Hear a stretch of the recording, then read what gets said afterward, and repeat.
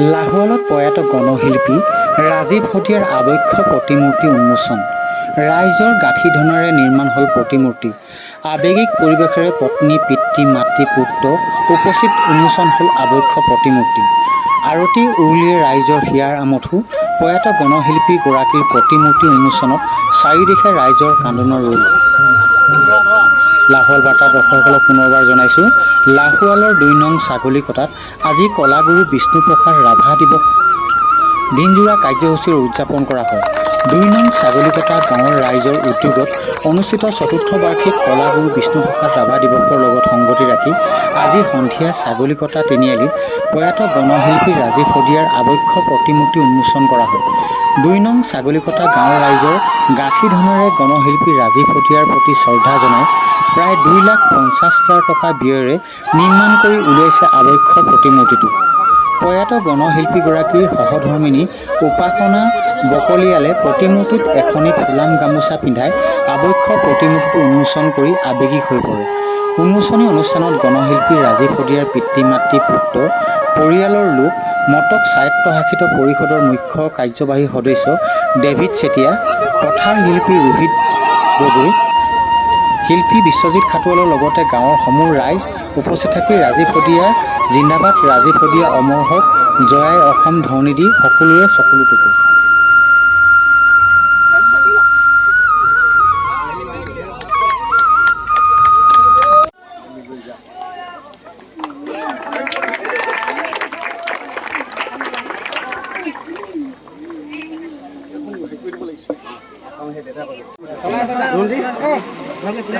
ফুলখিনি ইয়াতে আনি ৰাখিছিল ন? ফুলখিনি কোনে ফুলখিনি এহালে লৈ গুচি গ'ল না? ফুলখিনি নাই তাৰে লৈ গুচি গ'ল। নাই প্ৰথমে মই ছাগলীকটাবাসী ৰাইজৰ ওচৰত চিৰকৃতজ্ঞ হৈ ৰ'ম। মোৰ স্বামীৰ যি আবক্ষ প্ৰতিমূৰ্তি ইয়াত আজি তেওঁলোকে ইমান মৰমেৰে আদৰেৰে সাজি উলিয়ালে, আৰু আজি আমি এই পবিত্ৰ ক্ষণত এই প্ৰতিমূৰ্তিটো উন্মোচন কৰিবলৈ আহিবলৈ পাই মনত ভাল লাগিছে, কিন্তু বহুত আচলতে দুখো লাগিছে। আৰু মই একো ভাষা বিচাৰি পোৱা নাই আচলতে মোৰ মনৰ অনুভৱবোৰ কেনেকুৱা হৈ আছে এই মুহূৰ্তত। গতিকে পুনৰবাৰ মই ছাগলীকটাবাসী ৰাইজৰ ওচৰত চিৰকৃতজ্ঞ হৈ ৰ'ম। তেওঁলোকক শতকোটি ধন্যবাদ জনাইছোঁ। আৰু যিগৰাকী শিল্পীৰ হাতত এই মূৰ্তিটোৱে প্ৰাণ পাই উঠিলে, মোৰ মানুহজনৰ মূৰ্তিটো প্ৰাণ পাই উঠিলে, সেই শিল্পীগৰাকীলৈও মই শ্ৰদ্ধা জ্ঞাপন কৰিছোঁ, ধন্যবাদ জ্ঞাপন কৰিছোঁ। আৰু সমূহ ছাগলীকটাবাসী ৰাইজৰ ওচৰত মই বাৰে বাৰে প্ৰণাম জনাইছোঁ, আৰু সদায় চিৰকৃতজ্ঞ হৈ ৰ'ম আমাৰ পৰিয়ালটো। আৰু আশা কৰিম ভৱিষ্যতে এই প্ৰতিমূৰ্তিটো যাতে সুন্দৰ অৱস্থাত থাকে, আৰু ইয়াৰ যাতে চোৱা চিতাও তেওঁলোকে যিদৰে মৰমেৰে এতিয়া সাজি তুলিছে প্ৰতিমূৰ্তিটো, অনাগত দিনতো যাতে ভালদৰে মূৰ্তিটো চোৱা চিতা কৰি থাকে, যতনেৰে ৰাখে, ইয়াকেই কামনা কৰিছোঁ। এইটো আচলতে ৰাজীৱ হতীয়াক যিখিনি সন্মান দিছে, এই সন্মান তেওঁৰ পোৱাৰ যোগ্য, জীৱিত কালতেই পাব লাগিছিল। কিন্তু যেই নহওক এতিয়া তেওঁৰ আমাৰ ইয়াৰ পৰা বিদায় লোৱাৰ পিছত, বিয়োগৰ পিছতো ৰাইজে তেওঁৰ গীতখিনিক আঁকোৱালি লৈছে।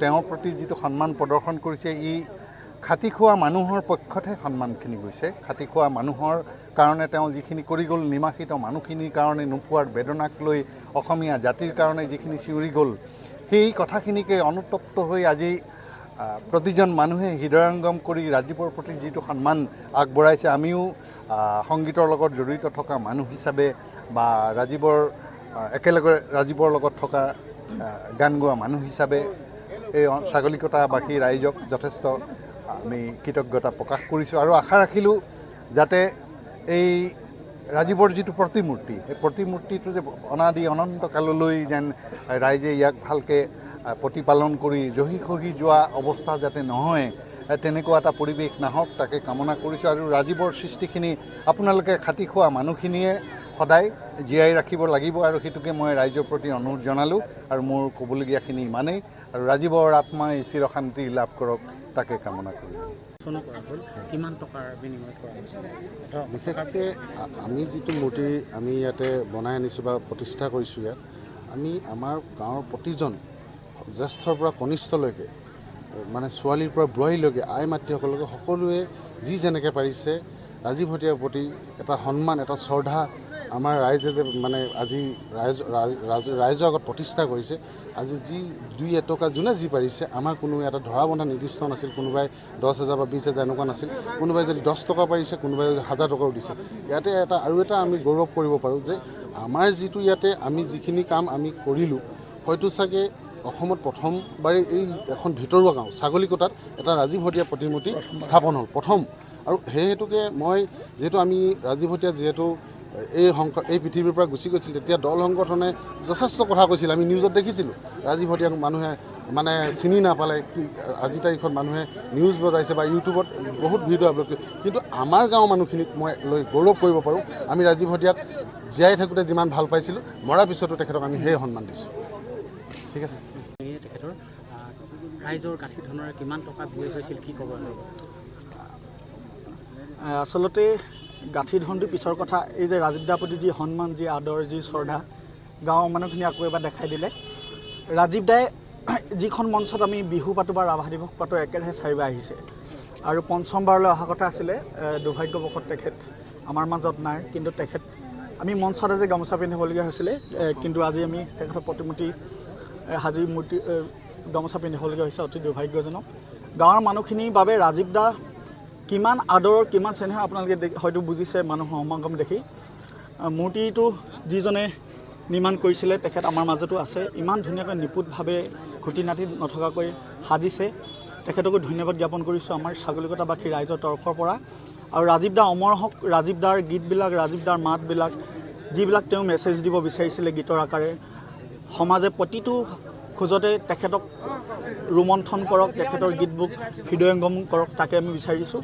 আৰু ৰাজীৱ দাই য'তেই আছে শান্তিৰে থাকক। আৰু ৰাজীৱ দা যিহেতু আমাৰ মাজত নাই, তেখেতৰ সৃষ্টিবোৰ আমি সদায় জীয়াই ৰাখিব লাগিব। আৰু তেখেতক জীয়াই ৰখা প্ৰয়াসেৰে বা এটা আমি আচলতে ক্ষুদ্ৰ প্ৰচেষ্টা হাততে লৈছোঁ, সিমানে। সেই গণশিল্পী ৰাজীৱ ভটিয়াৰ আৱক্ষ মূৰ্তি আজি উন্মোচন কৰা হৈছে। সৰ্বপ্ৰথমে ছাগলীকটাবাসীলৈ আমি বৃহত্তৰ অসমীয়া যুৱ মঞ্চৰ তৰফৰ পৰা ধন্যবাদ আৰু কৃতজ্ঞতা জ্ঞাপন কৰিছোঁ। আৰু অদূৰ ভৱিষ্যতে এই অঞ্চলৰ পৰাই যাতে ৰাজীৱ ভটিয়াৰ দৰে এজন জাতি সত্তা থকা, জাতিৰ স্বাভিমানক লৈ আগবঢ়াই নিব পৰা, জাতি সত্তাটোক বিশ্ব দৰবাৰত ধ্ৰুৱতৰা হিচাপে জিলিকিয়াই ৰখাৰ ক্ষেত্ৰত যাতে বলিষ্ঠ পদক্ষেপ ল'ব পাৰে, তাৰ বাবে আমি ধন্যবাদ জনাইছোঁ। আৰু ইয়াৰ পৰা উঠি অহা নৱপ্ৰজন্মসকলক উৎসাহ দিবলৈ জগাবৰ কাৰণে বিশেষকৈ মই বিশ্বজিৎ খাটুৱালক ধন্যবাদ আৰু কৃতজ্ঞতা জ্ঞাপন কৰিছোঁ। তেখেতক আমি অনাগত দিনত যিহেতু ৰাজীৱ ভটিয়াক আমি হেৰুৱাইছোঁ, কিন্তু আমাৰ মাজত জীয়াই ৰাখিবৰ কাৰণে যিটো প্ৰয়াস কৰিছে, এই ক্ষেত্ৰত বিশ্বজিৎ খাটুৱালক আমি ধন্যবাদ আৰু কৃতজ্ঞতা জ্ঞাপন কৰাৰ লগতে অদূৰ ভৱিষ্যতে তেখেতৰ অনুপস্থিতিত যাতে বিশ্বজিৎ খাটুৱালেও এই কণ্ঠই যাতে অসমীয়া জাতি সত্তাটো, অসমীয়া জাতি স্বাভিমানটো সদায় জীয়াই ৰাখিব পাৰে, তাৰ বাবে আমি অসমীয়া যুৱ মঞ্চৰ তৰফৰ তথা বৃহত্তৰ অসমীয়া জাতিস্বাৰ্থত বৃহত্তৰ অসমীয়া যুৱ মঞ্চই আশাবাদী।